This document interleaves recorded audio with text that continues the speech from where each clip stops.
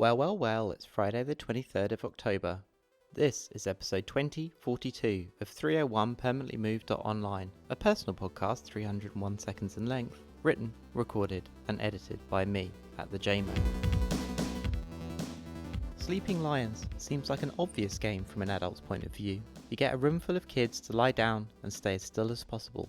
Participants need to lie motionless and they are out if they move. As Wikipedia says, it is used in schools as an exercise. All the children will play lions and the teacher will play the hunter. Usually, in this case, the teacher will make no effort to make the lions move, because in this case, the real aim of the game is to calm the children down after playing other exciting games.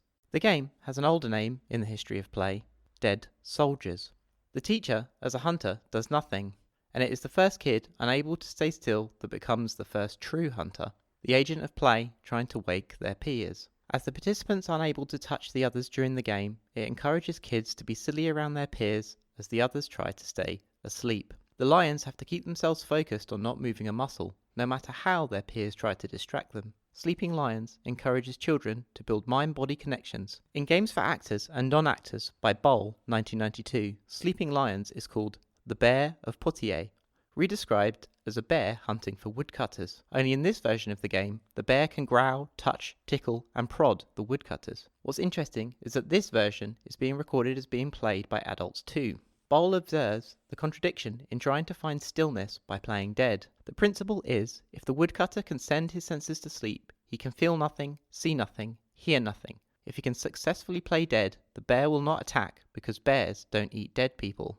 But the instruction, feel nothing, provokes exactly the opposite reaction, and all the senses become extraordinarily highly developed. You sense much more, hear much better, etc. Fear hypersensitizes us. It is this hypersensitization that is the most important somatic element of the game.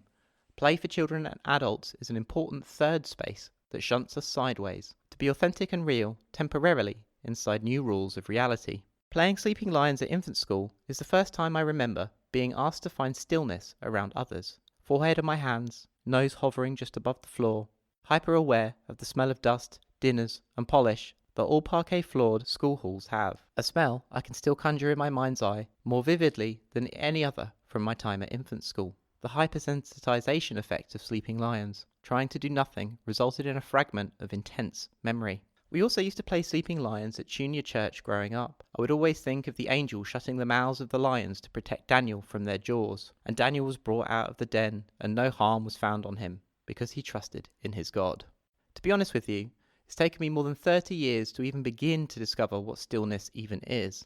And I still think of Daniel in the lion's cave. Stillness was not something that was ever explained to me. It's something that you have to do. Mindfulness, as it's taught in corporate away days and self-help books, is the process of choosing a focus for your attention, then observing whatever processes that arrive without judgment. You begin to focus your attention on, say, your breathing, and you quickly discover that you are repeatedly distracted, and the mind runs off with worries and thoughts. And so we must learn to observe this process, making no judgments. It's all very hard to explain. Instead, we can say meditation and certain kinds of listening prayer is like playing a game of Sleeping Lions with yourself. You are the lion, and like a cat, it has a tail.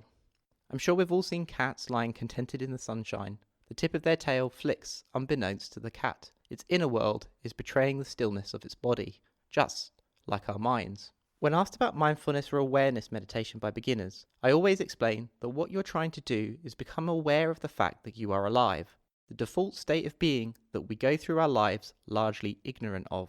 If you are a lion, then the mind is the hunter, an agency outside of the be still rules imposed by the game, trying to distract and rebel. What the rogue mind ignores, of course, is that both hunters and lions are participants in the larger game. The more that you move closer to being aware of the fact that you are alive, truly alive, the less space the hunter has to distract you. Meditation is not about emptying your mind, but filling it up fully with the actual experience of being alive, experiencing everything all at once, cultivating the hypersensitization that Boll observed. Sleeping Lions is a far more complicated and important game in child development than we give it credit. It's obviously a very old game given its other names. I think the game is the best reference point or tool to explain to children as well as adults the first steps towards developing a practice of stillness, whether that be meditation or prayer. A space to experience what it means to be alive whilst playing dead.